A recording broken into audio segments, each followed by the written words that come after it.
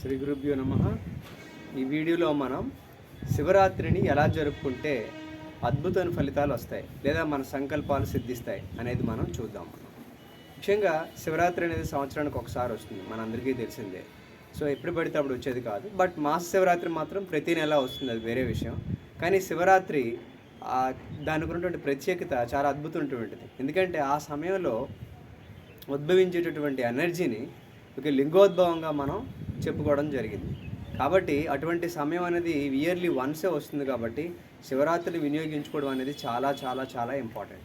అయితే ఈ శివరాత్రికి మనం ఎప్పుడు ఎలా చేస్తే అద్భుతమైన ఫలితాలు వస్తాయి అనే రహస్యాలు ఇందులో చెప్తాను. అంతేకాకుండా ఈ శివరాత్రిని ఉపయోగించుకొని మీ సంకల్పాలు, మీ కోరికలే కాకుండా మరణాన్ని కూడా జయించవచ్చు అని వేదాలు చెప్తున్నాయి.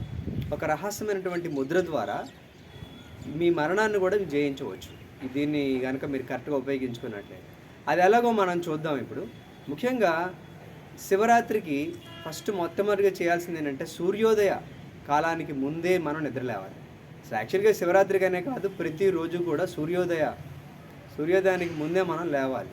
కానీ మన అలవాట్లు, మోడర్న్ ఏజ్ వల్ల ఏమవుతుందంటే చాలామంది 8కి 9కి అట్లా రాక్షస కాలంలో లేవడం జరుగుతుంది. తద్వారా వాళ్ళ ప్రొడక్టివిటీ కూడా చాలా పడిపోతుంది. కాబట్టి ఆ రోజు మాత్రం, రోజు కాకపోయినా రోజు లేవాలి. ఒకవేళ ఇన్ కేసు మీరు లేవలేకపోయినప్పటికీ కూడా శివరాత్రి రోజు ఉదయాన్నే లేచి తలస్నానం చేసుకొని ముఖ్యంగా పంచాక్షరి మహామంత్రం మీ అందరికీ తెలిసే ఉండొచ్చు, అయినప్పటికీ నేను ఇప్పుడు చెప్తాను మీకు. ఓం నమః శివాయ అనేటటువంటి మంత్రం మళ్ళీ చెప్తాను. ఓం నమః శివాయ అనేటటువంటి మంత్రాన్ని కనుక మీరు మినిమం 5 టైమ్స్ చేయాలి. ఎందుకంటే ఈ మంత్రం యొక్క నెంబర్ 5 అనమాట. అంటే మీరు ఈ మంత్రం చేసేటప్పుడు మల్టిపుల్స్ ఆఫ్ 5లో చేయాలి. This is point 1. Second point ఏంటంటే శివరాత్రి లాంటి టైంలో, ముఖ్యంగా లింగోద్భవ సమయంలో కనుక మీరు ఈ మహామంత్రాన్ని, అంటే ఈ యొక్క పంచాక్షరి మహామంత్రాన్ని కనుక మీరు చేసినట్లయితే అద్భుతమైనటువంటి ఫలితాలు ఉంటాయి. అందులో ఏమాత్రం సందేహం లేదు. ఇది మీకుండే అన్ని అడ్డంకుల్ని, అంతర్గత బాహ్య అడ్డంకుల్ని నిర్మూలిస్తుంది.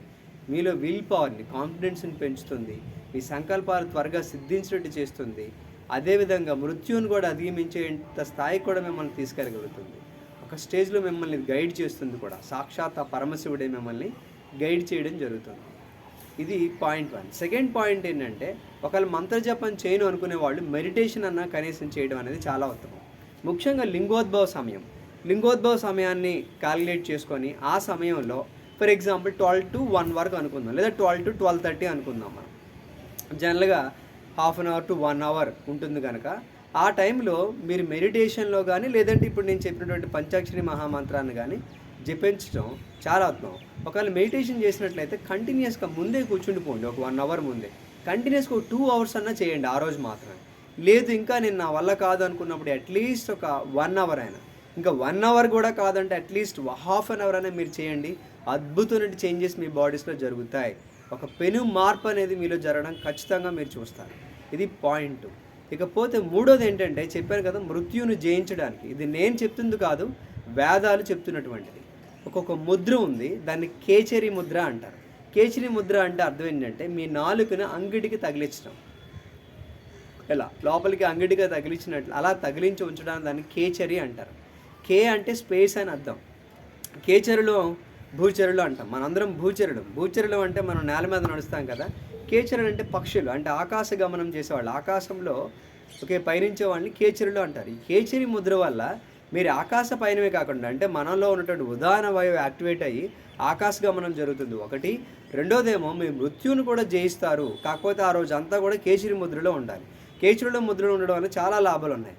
ఒకటి, మీ ఉదాహరణ వాయువు యాక్టివేట్ అవుతుంది, తద్వారా మీ బాడీలో అనేటువంటి మార్పులు జరుగుతాయి. రెండోది ఏంటంటే ఈ కేచరి ముద్ర వేయడం వల్ల మనం మౌనంలో కూడా ఉంటాం. ఆ రోజు ఖచ్చితంగా మౌనంలో ఉండాలి మీరు. ఇది సెకండ్ నియమం. మౌనము మరియు ఉపవాసం కూడా. ఇక్కడ ఉపవాసం అంటే గుర్తుంచుకోండి, ఓన్లీ ఆహారం మాత్రమే మానేయడం కాదు. అంటే దగ్గరగా అని, వాసం అంటే నివాసం, అంటే భగవంతుడికి దగ్గరగా, మనలో ఉన్నటువంటి భగవంతుడికి దగ్గరగా ఉండడం. ఇవన్నీ ఇప్పుడు మీరు చెప్తున్న కార్యక్రమాలన్నీ మరి భగవంతుడు దగ్గరగా ఉన్నట్టు చేసేవే కదా. అంటే మంత్రజపం కానీ, పంచాక్షరి మంత్ర అనుష్ఠానం కానీ, లేదంటే ధ్యానం కానీ, లేదంటే ముద్ర కానీ, ఇవన్నీ కూడా భగవంతుడు దగ్గరగా ఉండేటువంటి చేసే పనులే కాబట్టి ఆ రోజు మీరు ఉపవాసం ఉన్నట్టే. అయితే ఆహారం కూడా తీసుకోకుండా ఉన్నట్లయితే ఏమవుతుందంటే మీ శరీరం మరింత అద్భుతమైనటువంటి ఆ కాస్మిక్ ఎనర్జీ, లింగోద్భవ కాలంలో జరిగినటువంటి ఆ అద్భుతమైనటువంటి ఎనర్జీ మీ బాడీలోకి పీల్చుకుంటుందన్నమాట. సో మళ్ళీ ఇంకొకసారి రిపీట్ చేస్తాను. ముఖ్యంగా ఈ 3 పనులు చేయండి. ఫస్ట్‌ది పంచాక్షరి మహామంత్ర జపం. ఓకే. మినిమమ్ మీరు మల్టిపుల్స్ ఆఫ్ 5లో చేయాలి. మినిమమ్ అయితే 5 చేయాలి. కానీ మరీ 5 చేస్తారా? కానీ 108 టైమ్స్ చేయండి మినిమమ్. ఎందుకంటే ఒక మాల గురించి ఇంతకుముందు నా వీడియోలో చూడండి 108 టైమ్స్ ఎందుకు చేయాలో, ఒక సైకిల్కి ఈక్వల్, ఒక యూనిట్కి ఈక్వల్ అని చెప్పాను మీకు. అంటే ఒక యూనిట్ ఆఫ్ ఎనర్జీని రిసీవ్ చేసుకుంటుంది. సెకండ్ది ఏంటంటే ధ్యానం. ఆ సమయంలో ఇన్ కేస్ మీకు మంత్రం కనుక వీలవ్వకపోతే కనుక శుచైన ప్రదేశంలో కూర్చొని రెండింటికి కూడా ఈ యొక్క మెడిటేషన్ చేయడం, ఎటువంటి డిస్ట్రాక్షన్స్ లేకుండా. ఇక మూడోది కేచిరి ముద్రలో ఉండడం. ఇక నాలుగోది ఏంటంటే ఇవి కూడా నేను చేయలేను అనుకుంటే అట్లీస్ట్ ఓకే కొన్ని చోట్ల ఈ యొక్క రుద్ర నమక చమకాలు చేస్తూ ఉంటారు ఆ లింగోద్భవ సమయంలో, లేదా నైట్ అంతా కూడా చేస్తూ ఉంటారు, రాత్రి అంతా కూడా చేస్తూ ఉంటారు. కాబట్టి ఆ రాత్రంతా కూడా మీరు ఈ యొక్క రుద్రం కనుక మీరు చేసినట్లయితే, అంటే రుద్రాభిషేకం, రుద్ర నమక చమకాలు కనుక మీరు చేసినట్లయితే అద్భుతమైన ఫలితాలు వస్తే అందులో ఏమాత్రం సందేహం లేదు. ఎందుకంటే అది ఏకాదశ రుద్రులకు సంబంధించినటువంటిది. మొత్తం 33 డిగ్రీస్ ఉంటాయి. అంటే 33 కోట్ల దేవతలు ఉంటారు. అందులో 11 కోట్ల దేవతలు రుద్రులే. రుద్రులు అంటే వైబ్రేషన్స్ అని, ద్వాదశికి సంబంధించిన వాళ్ళు కాబట్టి రుద్రులు అంటారు వాళ్ళు. సో ఇది చాలా అద్భుతమైనటువంటి ప్రక్రియ. కాబట్టి రుద్రనామక చమకం, రుద్రం చేయడం, రుద్రాభిషేకం చేయడం, ఇవన్నీ కూడా అద్భుతమైన ఫలితాలను మీకు అందించి మీరు అనుకున్నటువంటి కోరికలు ప్రతిదీ తీర్చేటువంటి శక్తి ఈ యొక్క పంచాక్షరి మహామంత్రానికి, లేదంటే రుద్రము కానీ, ఆ మెడిటేషన్ కానీ, మీరు చేసేటటువంటి ఆ సాధనలు ఏవైతే అన్నింటికీ ఉన్నాయి. ఇందులో ఏదో ఒకటో రెండో లేదా అన్నీ కలిపి కూడా మీరు చేసుకోవచ్చు. సో ఆ రోజు అంతా ఒకరోజు దీనికోసం సపరేట్గా పెడితే అద్భుతమైన ఫలితాలు వస్తాయి. సో మరిన్ని విశేషాలతో మళ్ళీ కలుద్దాం.